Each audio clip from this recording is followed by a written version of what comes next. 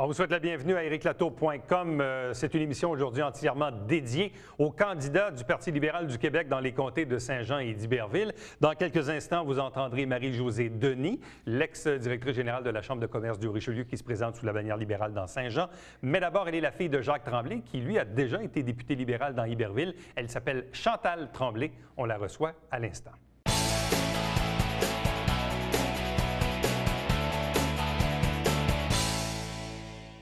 Lundi 7 avril 2014, c'est les élections générales un peu partout au Québec et ici même dans la région, notamment dans le comté d'Iberville, où Chantal Tremblay se présente comme candidate pour le Parti libéral du Québec. Elle est avec nous à nouveau. Bonsoir et bienvenue. Merci. Bonsoir. Première question toute simple. Comment s'est passée la campagne jusqu'ici? La campagne se déroule très bien. Alors, c'est une campagne de terrain que j'ai faite. Alors, j'ai rencontré des gens partout, dans les commerces, dans les entreprises, des travailleurs sur les planchers de production, des agriculteurs. J'ai une formidable équipe. Alors, je peux dire que ma campagne va très bien. Qu'est-ce que les gens vous disent? Toutes sortes de choses. Si je pouvais résumer, il y a une grande inquiétude. Puis la campagne a évolué, évidemment, avec les semaines. La plus grande inquiétude au départ, évidemment, les gens ne veulent pas de la séparation. Ils comprennent bien l'enjeu du référendum, surtout à l'arrivée de M. Pierre-Carl Péladeau. Alors, ça les a effrayés. D'autre part, les gens me parlent, dans les commerces, les gens me parlent beaucoup de la bureaucratie qui est beaucoup trop lourde, du niveau de taxe qui est, qui est vraiment démesuré par rapport à d'autres. Et me parlent, il y a un peu un découragement. C'était même un peu alarmant au départ, à vrai dire, parce que quand on rencontre les gens sont inquiets des pertes d'emploi, inquiets de la pénurie de main-d'œuvre à plusieurs niveaux. Il y a des gens qui avaient des messages très drastiques même. Sentez-vous qu'il y a beaucoup d'indécis? En fait, sentez-vous que les gens magasinent un peu leur vote dans le sens en voulant dire, bien vous, madame la candidate, qu'est-ce que vous pouvez m'offrir que l'autre ne peut pas m'offrir, puis ainsi de suite. Est-ce que les gens essaient de comprendre la dynamique des programmes? Parce que, très honnêtement, quand on regarde la campagne électorale au niveau national, où on est toujours dans la nouvelle du jour, dans la réaction du jour, c'est parfois difficile de se démêler quand on est indécis. Non, la préoccupation, je ne sens pas nécessairement d'indécis. Dès le moment où j'ai rencontré des gens dans les commerces ou sur la rue en porte-à-porte, les gens me parlent d'économie, les gens me parlent d'emploi. Et mon message à moi, il est très simple. Je suis une personne, j'ai évolué dans le milieu manufacturier et je leur dis, je comprends c'est quoi les régions, je comprends c'est quoi travailler en milieu manufacturier et je veux travailler avec eux, entre autres, évidemment, pour protéger, pour préserver les jobs dans nos régions. Et ça, c'est le message qu'ils portent, parce que c'est vraiment là la principale préoccupation des gens. Qu'est-ce qui fait que chez nous, je vais pouvoir vivre à Saint-Césaire encore? Qu'est-ce qui fait que je vais pouvoir gagner ma vie à Saint-Sébastien ou partout où j'ai rencontré les gens, je pourrais les nommer, et les gens sont vraiment soucieux de leur travail.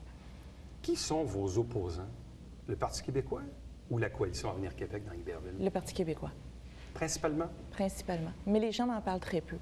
La seule fois où les gens vont m'en parler, c'est quand je me présente comme la candidate libérale et là, les gens vont me dire « Madame, perdez pas votre temps avec moi, moi je suis souverainiste ». C'est la seule fois. Les gens ne me parlent pas du programme du Parti québécois, ils me parlent de la souveraineté. Alors, ceux qui sont pour le Parti québécois vont me dire « Je suis souverainiste ».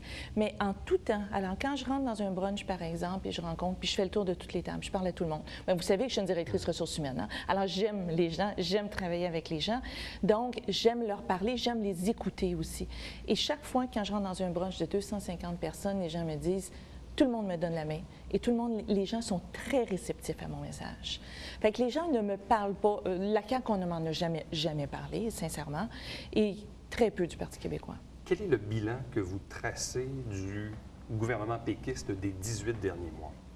C'est un bilan d'incertitude. C'est un bilan où on a stoppé plein de choses. C'est un bilan où on a fait des coupures. Vous savez, on a eu une activité de financement. Pour vous donner un exemple, on a une activité de financement où j'ai commencé mon discours en parlant de l'éducation, comment c'est important pour moi l'éducation, et je parlais de mon fils qui avait eu des difficultés. Après que j'ai eu terminé, il y a une personne qui est venue me voir et dit « Madame Tremblay, j'étais tellement contente d'entendre parce que le Parti québécois a coupé tant de millions, on a coupé des ressources, on n'a plus d'aide dans les écoles pour aider les enfants qui ont de la difficulté. » Alors, le bilan du PQ, ce que j'en ai entendu parler, c'est vraiment un bilan d'incertitude, un bilan de coupure. Les gens ont été frustrés d'avoir coupé le financement pour l'autoroute 35. Les gens sont inquiets. Bon. L'autre sous-question à ma première, c'est quel est le bilan que vous tracez du travail de la députée Marie Bouillé dans Iberville? Je peux vous parler de l'agrotourisme, par exemple, où il y a, à plusieurs égards, on parle comme quoi on veut favoriser l'agrotourisme, qu'on veut faire l'achat local. Je ne vois pas d'action concrète. On me parle, quand j'ai rencontré les gens, autant les pommiculteurs que j'ai rencontré les acériculteurs, je suis allée dans les cidreries, etc. Alors, l'agrotourisme, je suis allée voir aussi les fermes, production de veau, production de fromage de chèvre, j'ai fait le tour de l'agneau, entre autres. Alors, les gens ne voient pas d'action concrète. Et quand je leur pose la question, ils ne savent pas. Et il semble qu'il n'y a pas de concertation à ce niveau-là. Et ça, je trouve ça dommage, parce qu'on a une région qui offre énormément, une région qui peut apporter beaucoup. Et ce que j'ai déjà dit antérieurement dans d'autres entrevues, on a le privilège, parce que pour moi, c'est un privilège, d'être près de Montréal et près de la frontière, comme à mi-chemin. Donc, on a une clientèle naturelle de Montréal qui pourrait venir en Montérégie et juste à l'entrée de l'Estrie. Et on a une clientèle aussi qui descend des États-Unis, qui pourrait arrêter soit par l'autoroute 35 ou la 133. Et ça semble ne pas y avoir de concertation. Alors ça, c'est une des choses que je peux retenir. Le reste, si je peux parler de Mme Bouillé, c'est pas vraiment ce que je préfère, mais si je peux en parler, son discours a changé au niveau de la 35. Alors, au début de la campagne, elle disait qu'elle s'engageait à le terminer jusqu'à Saint-Sébastien. Et quand on voit qu'il y a des engagements plus fermes du Parti libéral, oups, le discours, il change un petit peu. Alors ça, c'est quelque chose. Mais, enfin. Quels sont pour vous, à ce moment-là, les enjeux dans le comté d'Iberville, vos engagements? Oui. Bon, je présume agrotourisme, autoroute 35. Oui. Comment le Parti libéral peut-il faire différent de ce qui a été fait dans les dernières années? Je vais vous parler sous deux volets. Il y a les enjeux locaux et il y a les enjeux nationaux. Parce que les enjeux nationaux sont très importants. Vous savez, M. Couillard nous a démontré qu'il a l'étoffe d'un premier ministre, définitivement.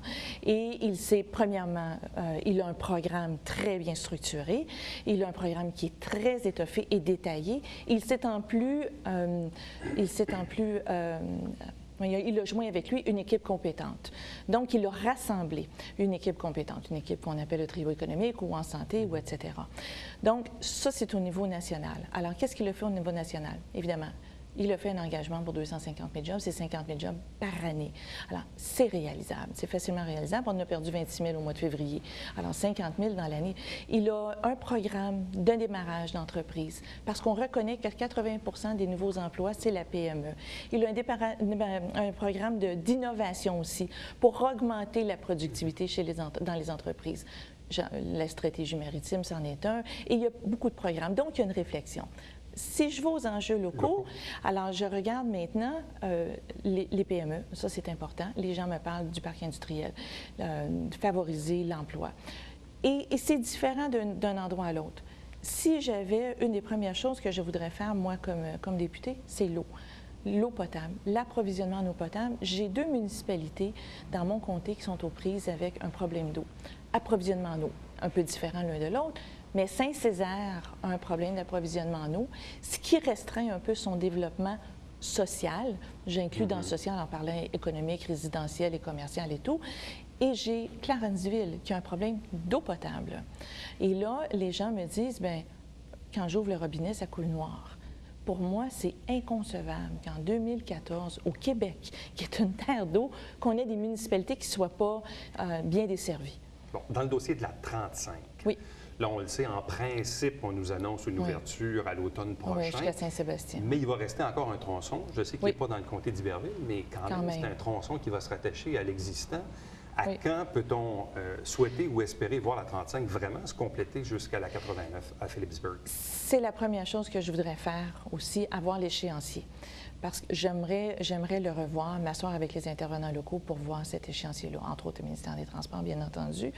L'engagement de M. Couillard est de compléter la 35 telle qu'elle l'était promis ou planifié, je devrais dire, dans le programme d'infrastructure de 2009-2012. Alors, c'est vraiment de revoir... Donc, il faut revoir cet échéancier-là, mais il est dans nos budgets, il est donc prévu dans notre programme.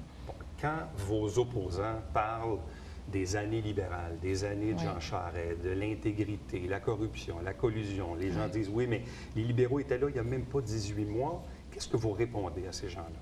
À propos de Quand les gens l'intégrité. associent le Parti libéral à des problématiques d'intégrité dans les années libérales de 2003, disons, jusqu'à il y a 18 mois à peu près. Bien, il y a eu... il faut se rappeler que l'UPAC a été mise en place par le Parti libéral. C'est M. Charest qui a mandaté M. Duchesneau pour faire la lumière sur certaines allégations. Alors ça, c'est une des choses. Et l'UPAC a fait son travail. Et par la suite, bon, il y a eu la commission Charbonneau. Bon. Et la commission Charbonneau continue son travail. Moi, ce que je veux dire, c'est qu'au Parti libéral, présentement, avec M. Couillard, il y a une nouvelle équipe et j'en fais partie. J'ai pas d'antécédent quelconque. J'arrive, moi, avec vraiment une vision d'affaires, une expérience en droit, une expérience dans la gestion de programmes majeurs. J'ai une perspective nationale.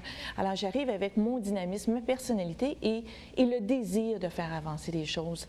Alors, c'est ça qui est à l'avantage du comté d'Iberville, je pense. Qu'est-ce qu'il vous reste à faire d'ici lundi? Rencontrer les gens, le terrain. Ah, absolument. Je n'arrête pas. Je suis en porte-à-porte ce soir. J'étais en porte-à-porte dimanche. J'ai rencontré encore plein de gens ce matin, des groupes. Il y a de plus en plus de gens aussi qui m'interpellent, qui viennent me dire, bien, Mme Tremblay, on aimerait ça vous rencontrer. Je vous donne un exemple. J'ai les garderies de Saint-Césaire. Il y a toute une dynamique dans les garderies non subventionnées par rapport aux garderies, les CPE. Alors, les gens m'interpellent. Alors, je rencontre des groupes de citoyens.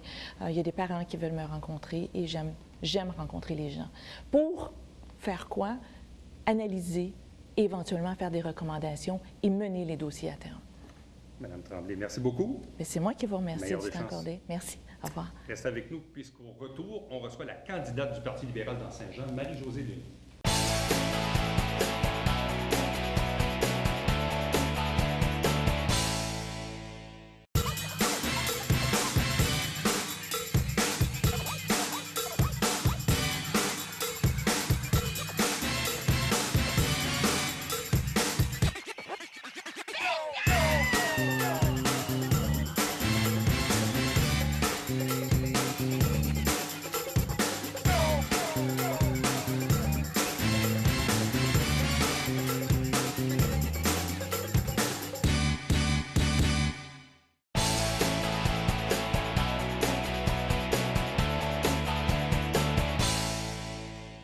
Il y a quelques instants, dans cette émission, on recevait Chantal Tremblay, qui est candidate du Parti libéral dans Iberville. Cette fois, on se transporte du côté de Saint-Jean avec la candidate Marie-Josée Denis. Bonsoir et bienvenue. Bien, merci. Comment se porte la campagne électorale? Bien, bien, bien, bien. Beaucoup d'effervescence, beaucoup de rencontres. Donc, on est à quelques jours du jour J.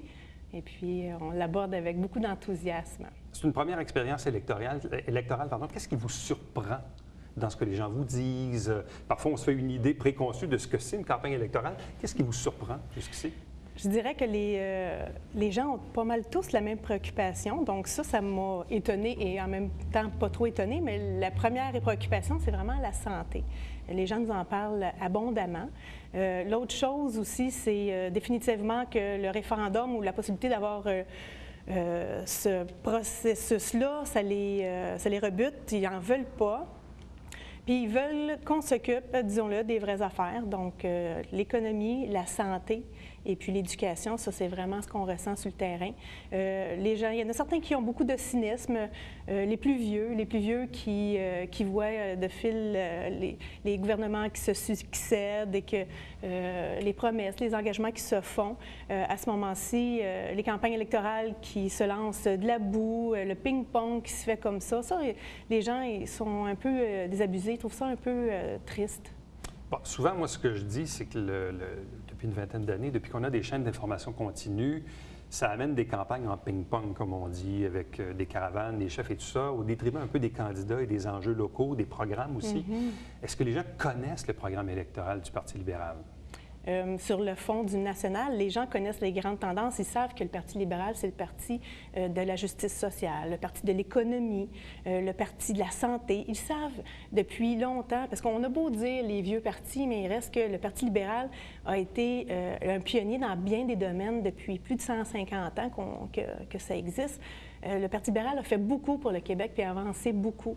Donc, les gens sont conscients de ça. Puis, quand tu as 150 ans d'âge, que tu as un historique, tu as des acquis, tu as des choses que tu as fait moins bien, d'autres choses que tu corriges. Donc, si tu n'as rien fait, c'est sûr que tu ne peux pas rien corriger. Mais il reste que depuis 150 ans, Il y a beaucoup, beaucoup d'avancées, de grands chantiers qui ont lieu aussi avec le Parti libéral. Quel est le bilan que vous tracez du gouvernement minoritaire du Parti québécois des 18 derniers mois? Je pense qu'on a voulu rapidement s'attaquer à des choses, qu'on n'a peut-être pas pris le temps de bien les faire. On a surtout mis en avant des engagements qui ne sont pas respectés. On a fait des promesses, mais on ne les a pas tenues. On parle entre autres pour les étudiants. Hein. Finalement, on vient de changer la façon fiscale de faire les impôts. Donc, les gens se retrouvent plus pénalisés que s'il y avait eu l'augmentation ou l'indexation qu'on proposait avant. La taxe santé qui était supposée d'être enlevée, qui ne l'a pas été. L'augmentation d'Hydro-Québec qui est arrivée aussi 4 fois l'inflation. Juste pour les gens de Saint-Jean, j'ai vu les comptes de taxes, 22,7 d'augmentation de taxes scolaires. Donc, en 18 mois, la charte qui est arrivée aussi comme enjeu électoral, on a ressenti beaucoup de divisions, beaucoup de discussions, puis on n'a pas mis l'accent sur comment on va faire pour développer l'emploi, comment on va faire pour maintenir notre emploi. Bon, surtout qu'on dit qu'on est en reprise économique. Comment se fait-il qu'on n'ait pas pris cette opportunité-là pour aller de l'avant? Quel est le bilan que vous tracez du travail du député en place, Dave Turcotte, du Parti québécois? Bien, belle question, hein, belle question. Bon, M. Turcotte se plaît à dire qu'il est partout. On peut être partout, on peut prendre de belles photos, on peut être abondamment utilisé à droite et à gauche, mais l'idée, c'est d'être efficace. Ça, c'est un point pour lequel les gens sur le terrain me le disent. On le voit. Mais comment il est efficace dans la vraie vie, ça, c'est une autre histoire. Le maire de Saint-Jean-sur-Richelieu, Michel Fecteau, dressait aujourd'hui sa liste d'épiceries. Évidemment, il y a 2 sujets qui reviennent souvent, c'est le remplacement du pont-Gouin puis le parachèvement de l'autoroute 35. Même s'il est dans Iberville, on s'entend que c'est un enjeu local. Ah oui. Dans le cas du pont-Gouin, quel est l'engagement du Parti libéral à l'égard de cet enjeu ici localement? Monsieur Couillard, quand il est venu faire sa visite, d'ailleurs, il vient nous voir jeudi, il débarque au local électoral jeudi le 3 avril, mais quand il est venu, pour lui, c'était bien important qu'on puisse poursuivre ce qui était engagé. Donc, pour lui, on va de l'avant avec le pont-Gouin. Et puis, bon, comme il me l'a dit, je compte bien porter ce dossier-là dans le même sens que celui de M. Fecteau et de pouvoir arriver à avoir notre pont.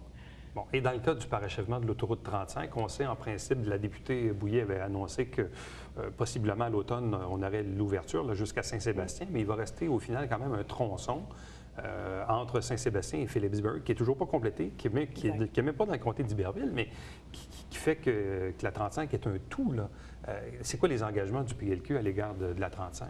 C'était de poursuivre puis d'aller faire la section 3 et 4. Donc, si on parle de la terminologie utilisée, il y avait le segment 1 et 2 qui va ouvrir, puis bon, le 3 et le 4 pour aller se brancher directement à la frontière.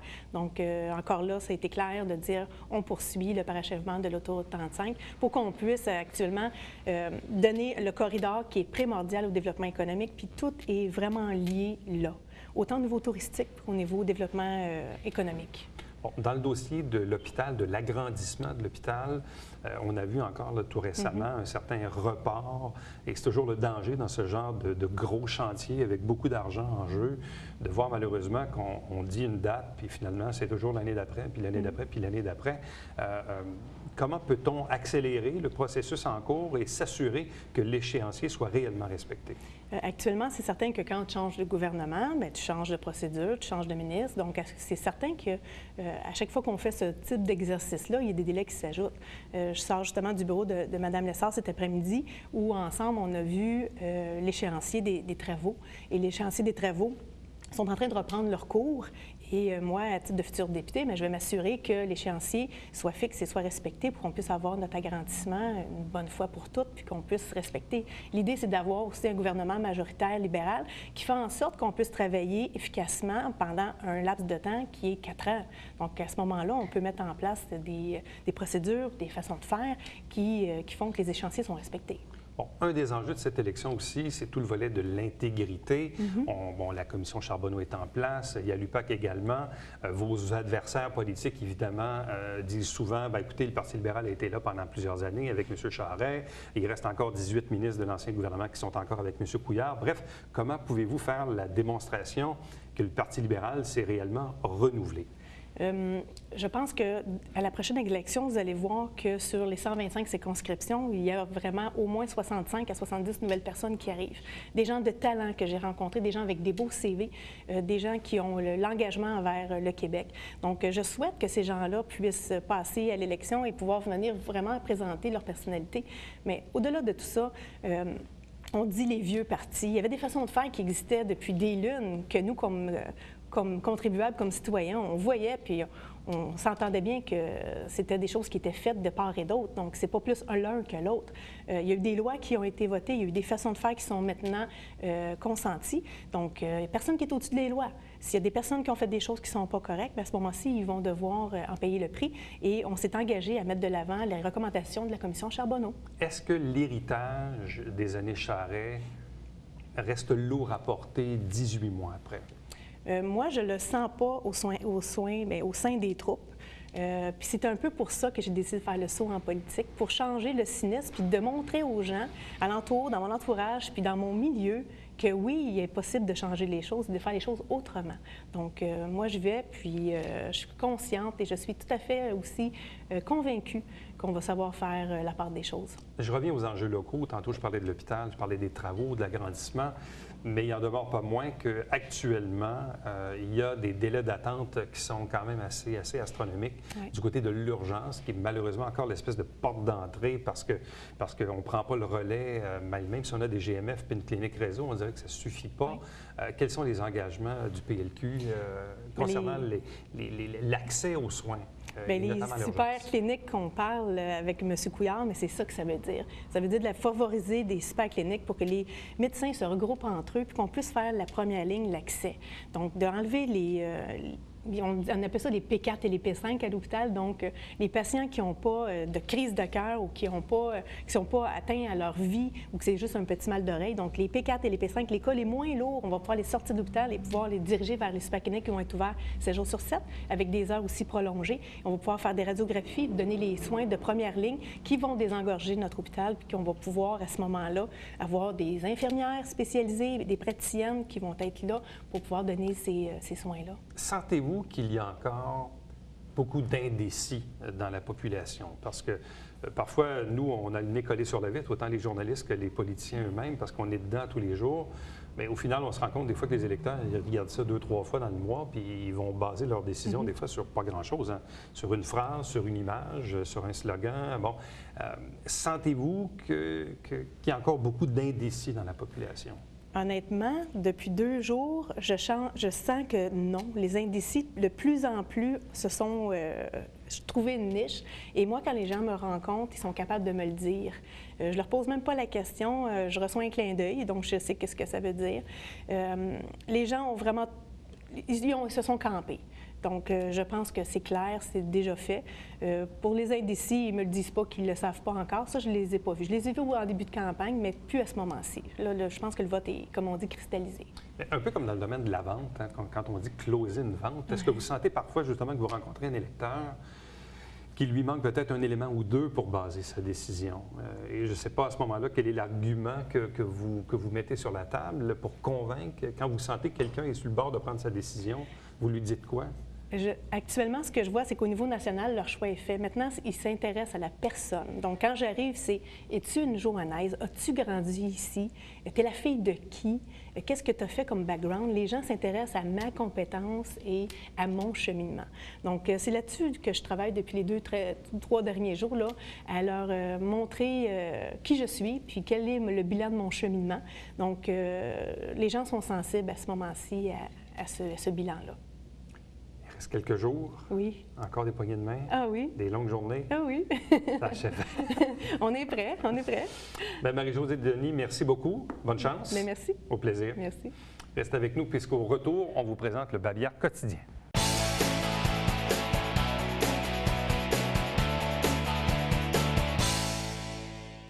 Un rallye pédestre est organisé pour le samedi 19 avril. Ça, c'est le week-end de Pâques. C'est une chasse au coco. Pour information, pour inscription, 347-75-27, vous demandez Isabelle Brulotte. À chaque semaine, on vous présente une émission qui résume les travaux du Conseil de ville. L'émission s'appelle Saint-Jean-sur-Richelieu. Vous avez la grille horaire actuellement à l'écran. À ne pas manquer également tous les dimanches matins, 9h30, en direct au Câble 9. C'est le Télébingo avec 3 500 $ en prix, dont la carte pleine qui est à 2 000. Il y a 30 points de vente un peu partout sur le territoire qu'on dessert, c'est-à-dire principalement MRC au Richelieu, au MRC Rouville. On dessert également la région de Farnham, la région de Chambly et de Carignan. Bref, pour information, vous allez sur notre site Internet pour obtenir les détails. Télévision du Richelieu, voici les coordonnées pour me joindre directement, Éric Latour en un mot, à commercial-tv@hr9.com. Visitez notre site Internet également pour voir ou revoir des entrevues que vous avez peut-être manquées. Les entrevues sont en format YouTube, donc disponibles si vous avez des appareils Apple. Vous pouvez également nous aimer et nous suivre sur Facebook et sur Twitter. Et l'émission que vous regardez est diffusée tous les jours de la semaine, lundi au vendredi, 10h, 17h, 22h, également 1h30 la nuit, et on est en rappel le dimanche en fin d'après-midi. Prochain rendez-vous, c'est demain. Bye bye.